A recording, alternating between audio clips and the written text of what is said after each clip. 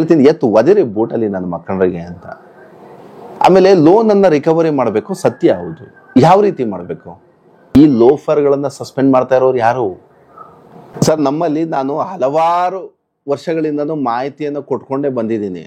ಈಗ ಒಂದೇ ಒಂದು ತಿಂಗಳು ಕಟ್ಟಲಿಲ್ಲ ಅಂದ್ರೆ ಗಾಡಿಗಳನ್ನ ಸೀಸ್ ಮಾಡ್ತಾರೆ. ಸರ್ ನಂಗೆ ಅದು ನೋಟಿಫಿಕೇಶನ್ ಕೊಡಿ. ನಾನು ಇದನ್ನ ಪ್ರತಿಯೊಬ್ಬ ಗಾಡಿಯವನಿಗೂ ನಾನು ಕೇಳಿದೆ, ಪ್ರಶ್ನೆ ಮಾಡ್ರಿ ನೀವು. ನಾನು ಇದನ್ನ ಹೇಳ್ತಾನೆ ಇದ್ದೀನಿ, ನೀವು ಸಹ ಜನಜಾಗೃತಿ ಮೂಡಿಸಿ. ಈಗ ನಾವೇ ಎಲ್ಲರೂ ಹೋಗ್ತಾ ಇರ್ತೀವಿ ಅಂತ ತಿಳ್ಕೊಳ್ಳಿ, ಒಂದು ತಿಂಗಳು EMI ಕಟ್ಟಿರಲ್ಲ, ಗಾಡಿಗಳನ್ನ ರೋಡಲ್ಲಿ 4 ಜನ ರೌಡಿಗಳ ತರ ನಿಂತಿರ್ತಾರ್ರಿ. ಇದು ನೀವು ಬೇಕಾದ್ರೆ ಈಗ ತುಮಕೂರು ರೋಡ್ಗೆ ಹೋಗಿ ಆ ನೈಸ್ ರೋಡ್ ಹತ್ರ ನಿಂತ್ಕೊಂಡಿರ್ತಾರೆ, ಈಗ ಮಾಗಡಿ ರೋಡ್ ಹೋಗಿ ಟೋಲ್ ಗೇಟ್ ಹತ್ರ ನಿಂತಿರ್ತಾರೆ. ನನಗೆ ಎಷ್ಟೋ ಸಲ ಎಷ್ಟು ಕೋಪ ಬರುತ್ತೆ ಅಂದ್ರೆ, ರೇ ಪೊಲೀಸವ್ರು ನಿಂತಿರಲ್ಲ ರೀ ರೋಡಲ್ಲ ಆ ಥರ. ಹಿಂಗೆ ಮೊಬೈಲ್ ಹಿಡ್ಕೊಂಡು ಎಷ್ಟು ದುರಾಂಕಾರವಾಗಿ ವರ್ತನೆಗಳಿರುತ್ತೆ ಅಂದ್ರೆ, ಆ ಗಾಡಿಯನ್ನ ತಗೊಂಡು ಒಂದು ತಿಂಗಳು EMI ಏನಾದ್ರು ಕಟ್ಟಿರಲ್ವಲ್ಲ, ಅವ್ರಿಗೆ ನನ್ನ ಮಾತು ನನ್ನ ಭಾವನೆ ಕ್ಲೀನಾಗಿ ರೀಚ್ ಆಗುತ್ತೆ. ಸರ್ ಕೆಲ್ಸಕ್ಕೆ ಹೋಗ್ತಾ ಇರ್ತಾರೆ, ಬೆಳಿಗ್ಗೆ ಹೊತ್ತು ಈಗ ಹೋದ ವಾರ ಒಂದು ಇದಾಗಿದೆ, ಒಂದು DCP ಅವರು ಒಂದು ನೋಟಿಫಿಕೇಶನ್ ರೀಚ್ ಮಾಡಿಸಿದ್ದಾರೆ. ಕೆಲಸಕ್ಕೆ ಹೋಗುವಂತ ಸಂದರ್ಭದಲ್ಲಿ, ಕೆಲಸದಿಂದ ಬರುವಂತ ಸಂದರ್ಭದಲ್ಲಿ ಸಾರ್ವಜನಿಕರಿಗೆ ವಾಹನ ಡಾಕ್ಯುಮೆಂಟ್ಸ್ಗಳನ್ನ ತಪಾಸಣೆ ಮಾಡುವಂತ ನೆಪದಲ್ಲಿ ತೊಂದರೆ ಕೊಡಬೇಡಿ ಅಂತ DCP ಅವರು ಆರ್ಡರ್ ಮಾಡಿದ್ದಾರೆ.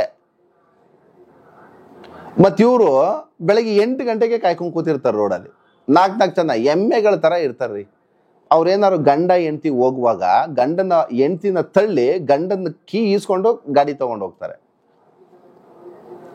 ಅಂತ ಸಂದರ್ಭದಲ್ಲಿ ಏನ್ ಮಾಡ್ಬೇಕು ಇವ್ರಿಗೆ?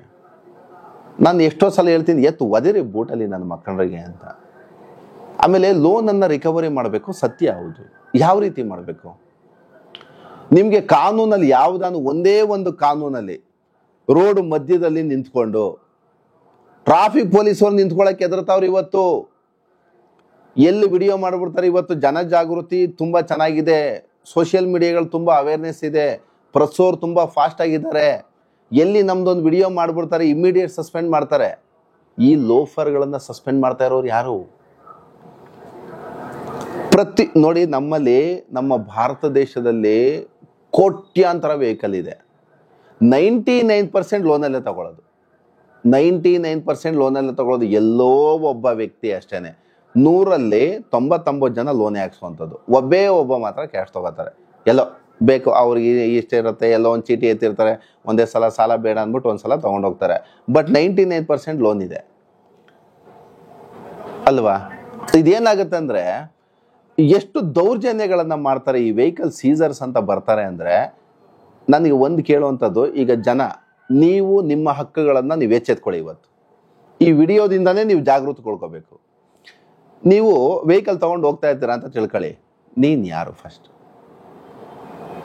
ನೀವ್ ಯಾರಪ್ಪ? ನಾವು ಸೀಸರ್ ಕಂಪ್ನಿ ಕಡೆಯಿಂದ ಬಂದಿದ್ದೀವಿ. ಕಂಪ್ನಿ ಕಡೆಯಿಂದ ಬಂದಿದ್ರೆ ನಾನೊಬ್ಬ ಗ್ರಾಹಕ, ನೀವೊಬ್ರು ಬ್ಯಾಂಕು ನಂಗೆ ಸಾಲ ಕೊಟ್ಟಿದೆ, ಓಕೆ.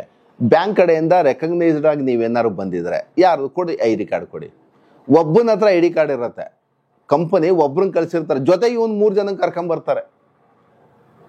ನೋಡಿ, ಬೇಕಾದ್ರೆ ಅಬ್ಸರ್ವ್ ಮಾಡಿ ನೀವು. ವಾಸ್ತವವಾಗಿ ಇವಾಗ ಟೋಲ್ ಗೇಟ್ ಸರ್ಕಲ್ಗೆ ಹೋಗಿ, ಇಲ್ಲ ನೈಸ್ ರೋಡ್ ಜಂಕ್ಷನ್ಗೆ ಹೋಗಿ, ಇಲ್ಲ ಇಲ್ಲಿ ಮೇಕ್ರಿ ಸರ್ಕಲ್ ಅಲ್ಲೇ ನಿಂತಿರ್ತಾರೆ.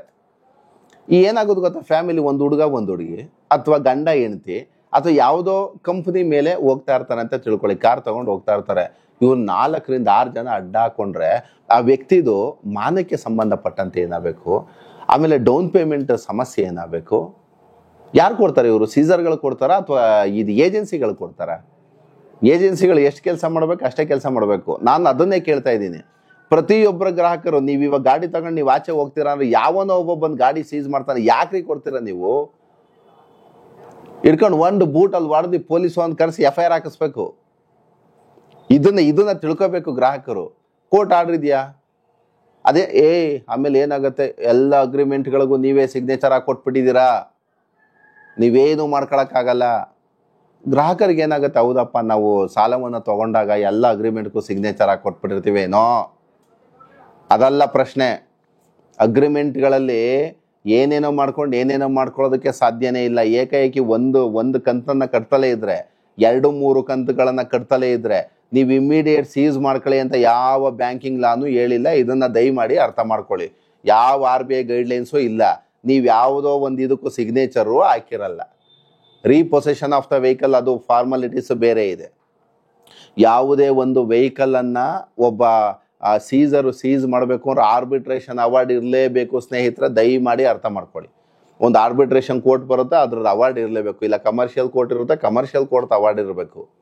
ಇಲ್ಲ ಅವರಿಗೆ ಸಂಬಂಧಪಟ್ಟಂತೆ ಯಾವುದು ಸ್ಥಳೀಯ ಲೋಕಲ್ ನ್ಯಾಯಾಲಯಗಳಲ್ಲಿ ಯಾವುದಿರುತ್ತೆ ಅದರಲ್ಲಿ ಅವರು ಕೇಸನ್ನು ಹಾಕಿ ಆರ್ಡರ್ ತೊಗೊಂಡಿರಬೇಕು ರೀಪೊಸೆಷನ್ಗೆ.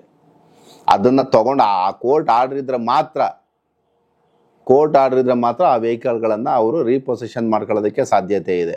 ಆಮೇಲೆ ವೆಹಿಕಲ್ ಈಸ್ಕೊಳ್ಳುವಾಗ ಗಾಡಿನಲ್ಲಿ ಏನಿದೆ ಮಗದೊಂದು ವಿಡಿಯೋ ಮಾಡಿ ಹತ್ತಿರದ ಪೊಲೀಸವ್ರನ್ನ ಕರೆಸಿ ಆ ಪೊಲೀಸವ್ರ ಮುಂದೆ ವಿಡಿಯೋಗಳನ್ನು ಮಾಡಿ ಅದನ್ನು ತಗೊಂಡು ಕೋರ್ಟಿಗೆ ಸಬ್ಮಿಷನ್ ಮಾಡೋದು ತುಂಬ ಹಿಂಸೆ ಇದೆ. ಪ್ರೊಸೀಜರ್ ತುಂಬ ಇದೆ. ಬಟ್ ಇವ್ರು ಮಾಡೋವಂಥದ್ದೇನು ಸೀಸರ್ಗಳು 1 ತಿಂಗಳು ಕಟ್ಟಲಿಲ್ಲ, ರೋಡಲ್ಲಿ ಅಡ್ಡ ಹಾಕ್ಬಿಟ್ಟು ತಗೊಂಡೋಗ್ಬಿಡ್ತಾರೆ. ಈ ವಿಡಿಯೋನ ಇವತ್ತೇ ವೈರಲ್ ಆಗಲಿ ಬೇಕಾದ್ರೆ. ದಯಮಾಡಿ ಗ್ರಾಹಕರಿಗೆ ನಾವು ಇದನ್ನು ಮೂಡಿಸ್ಕೊಳ್ಬೇಕಾಗ್ತದೆ, ಜನಗಳಿಗೆ ಮಾಹಿತಿಯನ್ನು ಕೊಡಬೇಕಾಗ್ತದೆ. ಎಷ್ಟೋ ಜನ ಕಣ್ಣೀರು ಹಾಕೊಂಬತ್ತಾರೆ, ಸರ್ ನಾವು 1 ತಿಂಗಳು ಸರ್ ಕಟ್ಟಿಲ್ಲ, 20 ತಿಂಗಳಿಂದ ಕಟ್ಕೊಂಡ್ಬಂದಿದ್ದೀನಿ, 1 ತಿಂಗಳು ಕಟ್ಟಿಲ್ಲ ಸರ್, ಸೀಸ್ ಮಾಡಿಬಿಟ್ರು ಗಾಡಿನ. ಆಮೇಲೆ ಆ ಸೀಸರ್ಗಳು ಹೇಳುವಂಥದ್ದೇನು, ಸರ್ ಇನ್ನು 20,000 ಬ್ಯಾಲೆನ್ಸ್ ಇದೆ, ಒಂದೇ ಸಲ ಕಟ್ ತಗೊಂಡೋಗಿ ಸರ್, ಇಲ್ದಿರೋ ಗಾಡಿ ಬಿಡಲ್ಲ ಸರ್. ಅದ್ಯಾವುದೋ ನೆನ್ನೆ ದರ್ಶನ್ ಕೇಸಲ್ಲ, ಅದ್ಯಾವುದೋ ಪಟ್ಟಣಗೆರೆ ಶೆಡ್ ಅಂತ ಸಿಗಾಕೋತಲ್ಲ, ಎಷ್ಟು ಅಮಾಯಕರ ಗಾಡಿಯನ್ನು ಸೀಸ್ ಮಾಡಿದ್ರು ಗೊತ್ತಾ? ಆ ಗಾಡಿ ಅದು ಶೆಡ್ಡಲ್ಲಿ ಬರೀ ಅಮಾಯಕರ ಗಾಡಿಗಳನ್ನಷ್ಟೇ ಸೀಸ್ ಮಾಡೋದವರು.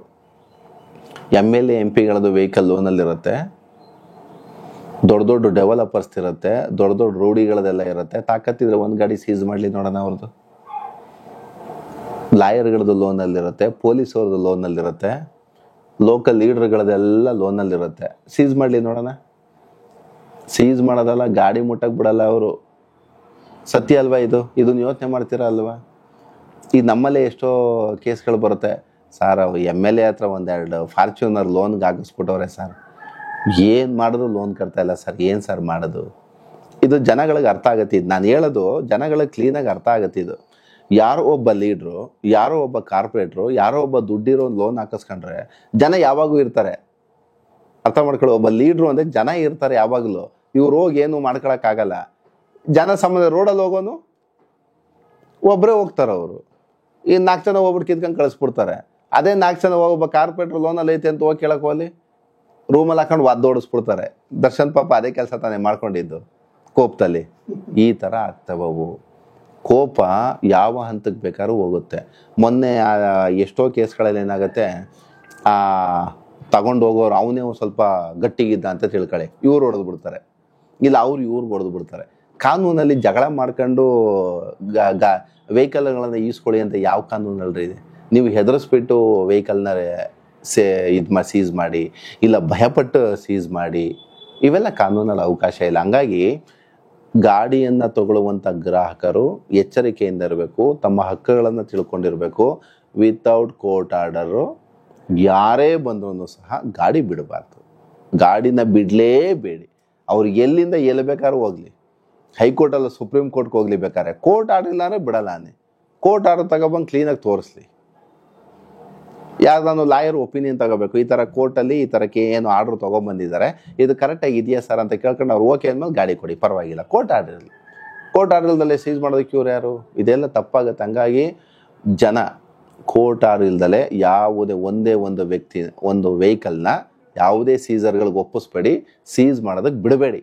ನಿಮ್ಮಲ್ಲಿ ಕಾನೂನಲ್ಲಿ ಎಷ್ಟು ಶಕ್ತಿ ಇದೆ ಅಷ್ಟು ಹೋರಾಟ ಮಾಡಿ. ಇದನ್ನು ನಾನು ಹೇಳ್ತೀನಿ.